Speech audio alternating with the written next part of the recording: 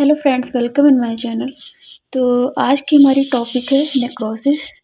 Necrosis जो होता है, हम नॉर्मली इसको हम हिंदी में सड़न बोल सकते हैं ना। जैसे नेक्रोसिस का मतलब होता है सड़न।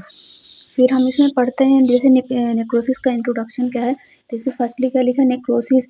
ये जो नेक्रोसिस होता है ये ग्रीक वर्ड से मिलकर बना होता है, जिसका मतलब होता है स्टेज ऑफ डाइंग, है ना। मतलब ये जो नेक्रोसिस होता है ये ग्रीक वर्ड से मिलके बना हुआ है, जिसका मतलब है द स्टेज ऑफ डाइंग। मतलब कि जो सडन या फिर जैसे जो मतलब कि सडन की जो स्टेज होती है या फिर डाइंग की जो स्टेज होती है उसको हम नेक्रोसिस बोलते हैं। क्या लिखा है, necrosis is a form of cell injury that results in premature death of cells. मतलब कि ये जो होता है नेक्रोसिस, ये एक टाइप की जो होती है सेल इंजरी होती है ना। इसमें क्या होता है, जो प्रीमैच्योर सेल्स होते हैं उनकी डेथ होती है, ठीक है। इन लिविंग टिश्यू और organ resulting from a progressive degradative activity of catalytic enzymes. मतलब क्या होता है, ये जो इसमें लिविंग टिश्यू होते हैं या फिर जो ऑर्गन होते हैं उसमें क्या होता है, प्रोग्रेसिव डिग्रेशन। डिग्रेडेशन मतलब क्या होता है, जैसे इसमें प्रोग्रेसिव मतलब बढ़ता जाता है, डिग्रेटिव मतलब कि जो मतलब कि एक विघटन होता है ना, उसको बोलते हैं डिग्रेटिव एक्टिविटी ऑफ कैटालिटिक एंजाइम। मतलब कि हमारे जो सेल्स में एक टाइप की जो कैटालिटिक एंजाइम होती है ना, वो ऑफ लिथली इंजर्ड सेल्स। मतलब कि जो नेक्रोसिस होता है ये हमारे जैसे जो टिश्यू होते हैं उसको इंजर्ड करता है, मतलब कि ख़त्म करता है। मतलब नॉर्मली अगर हम नेक्रोसिस को समझें तो क्या होता है, ये एक टाइप की सेल इंजुरी होती है, ठीक है।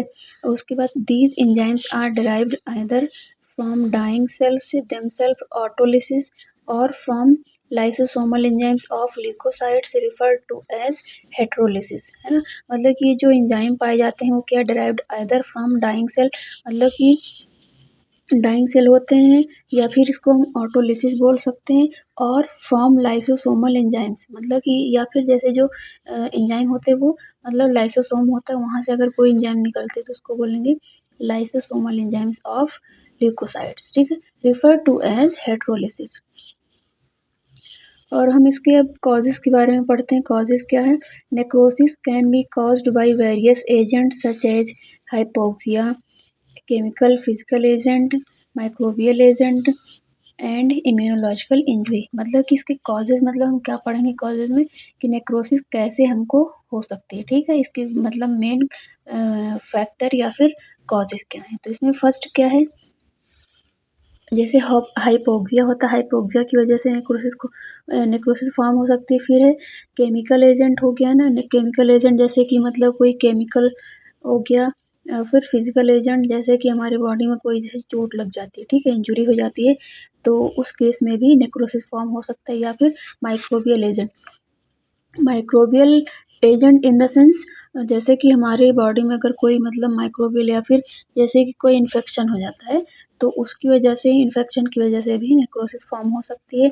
एंड इम्यूनोलॉजिकल इंजुरी, मतलब कि हमारे जैसे हमारी अगर इम्यून सिस्टम वीक होगी तो उस केस में भी नेक्रोसिस होने का चांस है, ठीक है।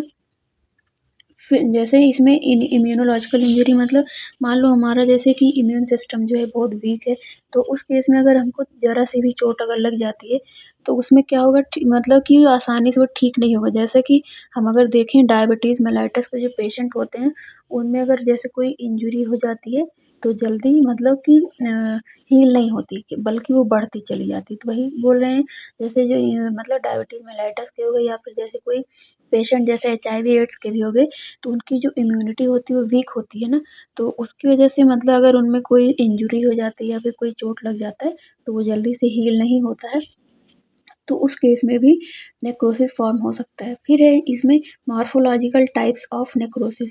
मतलब कि अगर हम मॉर्फोलॉजी के आधार पे अगर देखें नेक्रोसिस कितने टाइप के होते हैं, ये होते हैं 5 टाइप के, ठीक है। फर्स्ट है कोआगुलेटिव नेक्रोसिस, मतलब इसमें कोआगुलेशन से ही, जैसे वर्ड से ही क्लियर हो रहा है, कोआगुलेटिव नेक्रोसिस। फिर है लिक्विफैक्टिव नेक्रोसिस, मतलब कि इसमें जैसे जो नेक्रोसिस होता है वो मतलब लिक्विड, वहाँ पे जैसे लिक्विड टाइप में दिखता है। फिर है फैट नेक्रोसिस, मतलब कि वहाँ पे जैसे फैट का जमाव दिखता है नेक्रोसिस में। फिर है कीजियस या फिर केजियस नेक्रोसिस, इसमें क्या होता है, जैसे कि चीज़ लाइक अपीयरेंस, है ना, नेक्रोसिस में देखने को मिलते हैं, जैसे कि व्हाइट जैसे उसमें मतलब अपीयरेंस होगा। फिर फाइब्रिनॉइड नेक्रोसिस मतलब इसमें फाइब्रिन मतलब फाइब्रिनोजन होता है, तो उससे मतलब कि वो उसमें फाइंड आउट होगा। तो आई होप आपको ये नेक्रोसिस का छोटा सा टॉपिक समझ में आया होगा। Thank you.